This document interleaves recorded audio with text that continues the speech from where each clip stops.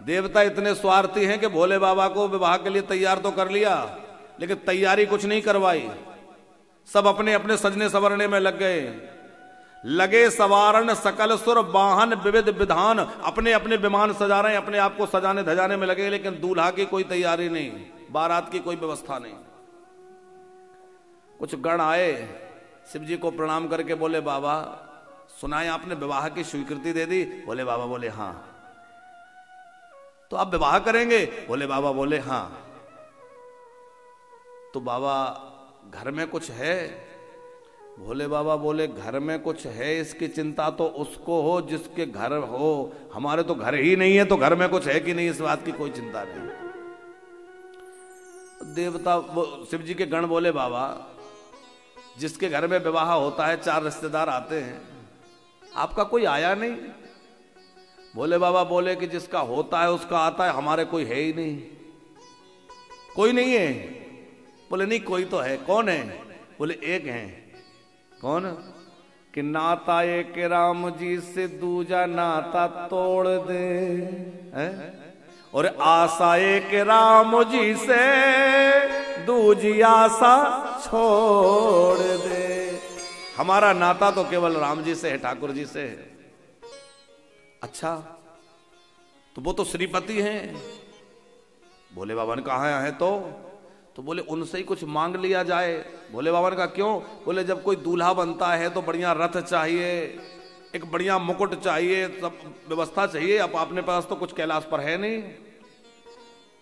भोले बाबा बोले कि हम मांग करके बर नहीं बनेंगे, क्योंकि जो कुछ उधार मांग कर बर बनते हैं वो बाद में बराबर हो जाते हैं, और हम तो बराबर बर रहना चाहते हैं, इसलिए मांग करके नहीं, अपने पास जो है। गणों ने कहा कि अपने पास क्या है? दूसरा बोला कि एक तो हम किसी के विवाह में गए नहीं कि तैयारी कैसे होती है कुछ पता भी तो नहीं है। एक गण बोला नहीं नहीं मैंने देखा है विवाह कैसे होता है। बोले सबसे पहले दूल्हे को उबटन लगाया जाता है। तो उबटन कहां से लाएं? बोले भोले बाबा को तो चिता की भस्म ज्यादा प्रिय है, तो दौड़ कर जाओ कहीं से चिता की भस्म लेकर आओ। तो एक भागता हुआ गया, कहीं गर्मा गर्म चिता भस्म मिल गई, लेकर आया पोटली में। बोले बढ़िया अंगरा के तैयार हो गया, लगा दो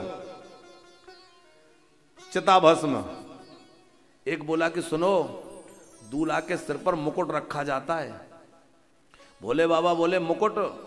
ये जटा है ना, इन्हीं जटाओं को मुकुट बना दो। गणों ने कहा बाबा जटाओं का मुकुट? बोले क्या हर्ज है? देखो जो संसार का मुकुट है उसमें बोले 2 समस्याएं भोले बाबा कह रहे हैं। जो मुकुट धारण करता है उसके मन में अभिमान होता है कि कैसा बढ़िया मुकुट मुझे मिला, और जिसको नहीं मिला वो बेचारा इनको देखो कितना बढ़िया हमें नहीं मिला। तो जिसको मिले उसको अभिमान और जिसको ना मिले उसको गिलानी। ऐसा मुकुट नहीं, ऐसा मुकुट लगाएंगे जिसकी मर्जी अपनी जटा बढ़ा ले और बना ले। जटा मुकुट जटा मुकुट आही मोर सवारा। जटाओं का मुकुट। अच्छा जटा माने क्या? हमारी गृहस्थी में तमाम जंजाल है। जटा माने जंजाल, और गृहस्थी में जो जंजाल है भोले बाबा कहते हैं गृहस्थी के जंजाल में ज्यादा मत फंसो, सबको बांध के एक जगह इकट्ठा कर दो। जटा बिखरे होने का मतलब है जंजाल बिखरा रहे, और बिखरा नहीं रखना है, बोले एक जगह बांध के रख लो। जो महात्मा होते हैं वो जटाओं को बांध के रखते हैं। अच्छा कुछ महात्मा वो होते हैं जो एकदम बाल नहीं रखते, मुड़ जाते हैं, बाल मुड़वा लेते हैं, भद्र करा लेते हैं। क्यों कराते हैं? वो कहते हैं अब हम मुड़ गए। मुड़ गए मानी संसार की ओर जा रहे थे, अब भगवान की ओर जाने लगे तो अब मुड़ गए, इधर जा रहे हैं, शरीर सिर मुड़वा लिया माने मुड़ गए। तो भोले बाबा ने अपनी जटाओं का मुकुट बना लिया। बोले मोर कहां से लगाए? तो एक नाग का मोर लगा दिया। कि शिव ही शंभुगन करही श्रृंगारा, और जटा मुकुट आही मोर सवारा। जटाओं का मुकुट है, सर्प ही कुंडल बने हैं, सर्प ही कंकण बने हैं, आभूषण बने हैं कि कुंडल कंकण पहरे ब्याला। शिव जी का जो श्रृंगार है ये बड़ा तात्विक है। कुंडलों के और कंकणों के रूप में सर्पों को धारण कर लिया आभूषणों के रूप में। और शिव जी एक बड़ा सुंदर संदेश देना चाहते हैं कि जो आभूषण हैं इनमें यदि आसक्ति हो जाए तो ये आभूषण ही भुजंग बन जाते हैं और डसने लग जाते हैं। आभूषण माने संपत्ति। अच्छा देखिए, सर्प जो है उसको पैर नहीं होते। सर्प के पैर किसी ने देखे? क्योंकि होते ही नहीं है, देखेंगे कहां से। सर्प को पैर नहीं होते लेकिन फिर भी चलता है कि नहीं? बिन पग चलें। तो जैसे सर्प के पैर नहीं होते फिर भी वो चलकर एक जगह से दूसरी जगह चला जाता है, वैसे ये संपत्ति जो है ना, ये आभूषण, संपत्ति, ये धन, इसके पैर तो नहीं होते पर ये चलायमान है, एक जगह नहीं टिकता, इसलिए इसमें आसक्ति मत रखो भैया, ये भी चलायमान है। ये संदेश भोले बाबा देना चाहते हैं। कुंडल कंकण पहरे ब्याला और तन विभूति पट के हरि छाला। कोई बढ़िया वस्त्र होना चाहिए। तो के हरि बोलते हैं सिंह को। के हरि वाहन राजत कोटि रतन ज्योति, आरती में हम लोग गाते हैं देवी जी की। के हरि माने सिंह। एक सिंह का चर्म लाकर कमर में लपेट दिया। अब बांधे कैसे? तो एक नाग को लिया, नाग से लपेट दिया, कहा ऐसे ही बंधे रहना। बोले ठीक है। जिन लोगों ने रामचरितमानस पढ़ी है, आप लोगों को ध्यान होगा कि जब शंकर जी की सासू जी मैना जी बर का दर्शन करने आई तो वहां उनको जो है नग्न रूप में शंकर जी का दर्शन हुआ है, एकदम दिगंबर। तो यहां वर्णन है कि गणों ने शंकर जी के कमर में जो है बागांबर लपेटी थी, तो भोले बाबा वहां जाते जाते नग्न कैसे हो गए। एक महात्मा बहुत अच्छी बात कह के हंसा रहे थे। बोले एक नाग से बांधा था। अब वो नाग से बांधा था, उससे कहा यहीं रहना। बोले ठीक है। बारात में तमाम बाराती थे तो उसमें भगवान विष्णु तो थे ही। विष्णु जी के वाहन कौन है? गरुड़ जी। अब सबके भोजन की व्यवस्था हो गई। गरुड़ जी भूखे थे क्योंकि गरुड़ का भोजन सर्प है।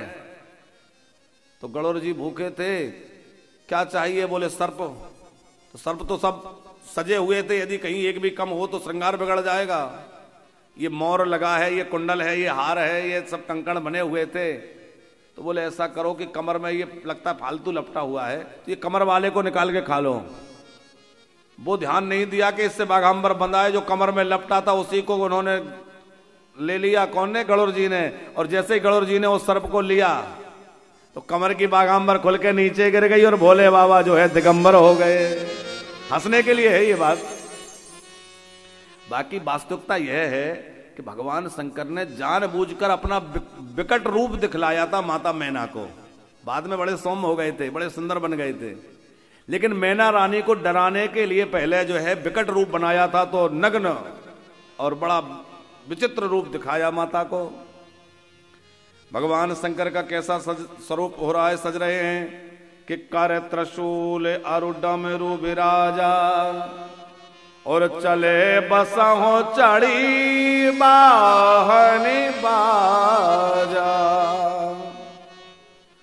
तमाम भूत प्रेत जो है वो कोई श्रृंगी निनाद कर रहा है, कोई डमरू बजा रहा है, कोई मुख से ही विविध प्रकार की आवाजें निकाल रहा है।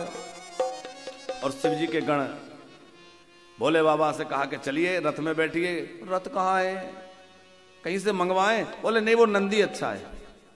भोले बाबा बोले नंदी कहेगा रोज तो हम, और विवाह के समय में दूसरा रथ बुलवा लिया, थोड़ा अच्छा नहीं लगेगा, इसी पे बैठ जाते। अब भोले बाबा बैठे भी तो पीछे मुंह करके। गणों ने कहा बाबा बहुत दूर जाना है, मुंह आगे कर लीजिए। भोले बाबा बोले चाहे जितनी दूर जाना हो, चलना तो नंदी को है, मुझे थोड़ा ही चलना है। मैं कहीं भी मुंह करूं पहुंच जाएंगे। पर भोले बाबा आप पीछे मुंह क्यों कर रहे हैं? बोले इसलिए कि मैं हूं दूल्हा, मुझे आगे आगे चलाओगे? बोले हाँ। पीछे पीछे बारात आ रही है? हाँ। बोले उसमें नारायण आ रहे हैं? बोले हाँ वो तो आ रहे हैं। यदि मैं आगे मुंह करूंगा तो भगवान विष्णु के और मेरी पीठ हो जाएगी। और वैष्णव वह है जो भगवान की ओर कभी पीठ करके ना बैठे, भगवान को पीठ ना दिखाए। विवाह का मतलब है व्यक्तिगत रूप से संसार से जुड़ना। विवाह मतलब व्यक्तिगत रूप से संसार से जुड़ना।